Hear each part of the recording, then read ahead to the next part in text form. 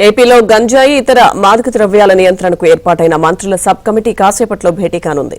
అమరావతిలోని రాష్ట్ర సచివాలయంలోని 5వ బ్లాక్ మొదటి అంతస్తులో కాసేపట్లో మంత్రుల సబ్ కమిటీ తొలి సమావేశం జరగనుంది. రాష్ట్ర హోంమంత్రి వంగలపూడి అనిత అధ్యక్షతన జరగనున్న ఈ సమావేశంలో మంత్రులు నారా లోకేష్, కొల్లు రవీంద్ర, సత్యకుమార్ యాదవ్, గుమ్మిడి సంధ్యారాణి పాల్గొనబోతున్నారు. ఈ సమావేశంలో రాష్ట్రంలో గంజాయి ఇతర మాదక ద్రవ్యాల నియంత్రణకు తీసుకోవాల్సిన పటిష్టమైన చర్యలపై మంత్రుల సబ్ కమిటీ చర్చించనుంది.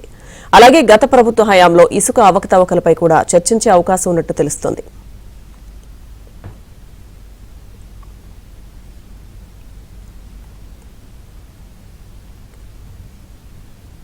ఏపీలో మంత్రుల సబ్ కమిటీ భేటీకి సంబంధించిన పూర్తి అప్డేట్స్ మా ప్రతినిధి సత్య లైవ్ లో అందిస్తారు. సత్య, లక్ష్మీదుర్గ, మరి కాసేపట్లో ఏపీలో మంత్రివర్గ ఉపసంఘం భేటీ కాబోతుంది. ముఖ్యంగా ప్రతి శాఖలో కూడా 100 రోజుల ప్రణాళిక ఏదైతే నిర్దేశించుకున్నారో ఆ 100 రోజుల ప్రణాళికకు సంబంధించి ఈ సబ్ కమిటీ అనేది ఈరోజు భేటీ కాబోతుంది. ముఖ్యంగా వంగలపూడి అనిత ఎవరైతే హోంమంత్రి ఉన్నారో హోంమంత్రి వంగలపూడి అనిత నేతృత్వంలో జరుగుతున్నటువంటి సబ్ కమిటీ సమావేశానికి నారా లోకేష్, అదేవిధంగా గుమ్మిడి సంధ్యారాణి, వైద్యారోగ్య శాఖ మంత్రి సత్యకుమార్, అదేవిధంగా ఎక్సైజ్ శాఖ మంత్రి కొల్లు రవీంద్ర వీరందరూ కూడా సభ్యులుగా ఉన్నారు. వీరందరూ కూడా ఈరోజు భేటీ అయ్యి గంజాయిని రాష్ట్రంలో ఏ విధంగా నిరోధించాలి, ఏ విధంగా నియంత్రణ చేయాలనే దాని మీద సుదీర్ఘంగా చర్చించే అవకాశం ఉంది. అదే సమయంలో 100 రోజుల్లోగా గంజాయిని నిర్మూలిస్తామని ఎన్నికలకు ముందు నారా లోకేష్ హామీ ఇచ్చిన నేపథ్యంలో ఆ దిశగా ఎలాంటి చర్యలు తీసుకోవాలనేది కూడా చర్యలు తీసుకుంటున్న పరిస్థితి అయితే ఉంది. గతంలో కాఫీ తోటలు అరకు పరిసర ప్రాంతాల్లో ముఖ్యంగా ఏజెన్సీలో కాఫీ తోటలు అధికంగా పండేవి.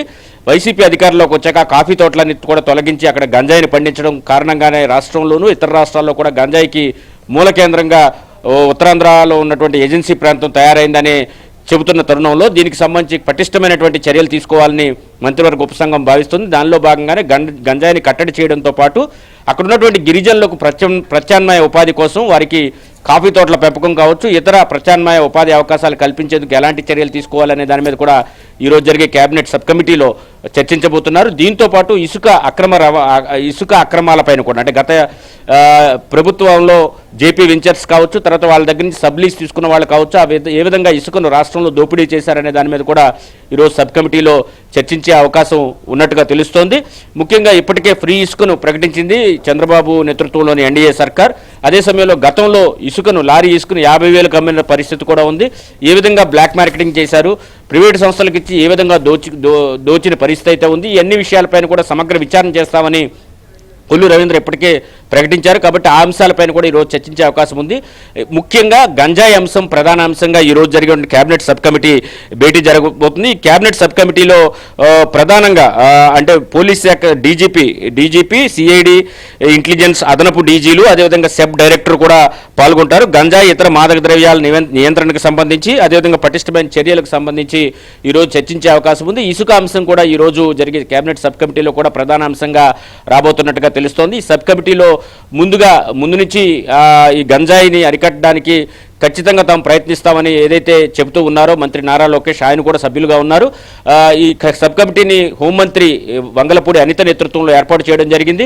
ఆమెతో పాటు లోకేష్, అదేవిధంగా గిరిజన సంక్షేమ శాఖ మంత్రి గుమ్మిడి సంధ్యారాణి, అదేవిధంగా వైద్య ఆరోగ్య శాఖ మంత్రి సత్యకుమార్, మరో మంత్రి కొల్లు రవీంద్ర వీరందరూ కూడా సభ్యులుగా ఉన్నారు. కాబట్టి వీరంతా కూడా ఈ గంజాయిని ఏ విధంగా నియంత్రించాలి, అదేవిధంగా కేవలం నియంత్రణే కాకుండా ఇప్పటి వరకు గంజాయి పండిస్తున్న వారు ఎవరైతే ఉన్నారో వారందరినీ ప్రత్యామ్నాయం వైపు ఎటువైపు మరల్చాలనే దాని మీద కూడా పూర్తి స్థాయిలో ఈరోజు చర్చించబోతున్నారు. దీంతో పాటు గంజాయి సాగు ఎక్కడెక్కడ జరుగుతుందనే దాని మీద ఈ డ్రోన్లు ద్వారా పసిగట్టి ఆ సాగుని నాశనం చేయడానికి ఎలాంటి చర్యలు తీసుకోవాలని దాని మీద పోలీసులను, అదేవిధంగా సెబ్ అధికారులతో కూడా ఈరోజు చర్చించే అవకాశం ఉంది. మొత్తం మీద పూర్తి స్థాయిలో రాష్ట్రంలో గంజాయిని నిర్మూలించేందుకైతే ఈరోజు జరిగే కేబినెట్ సబ్ కమిటీ చాలా కీలకమైన డెసిషన్స్ అయితే తీసుకునే అవకాశాలు కనిపిస్తున్నాయి.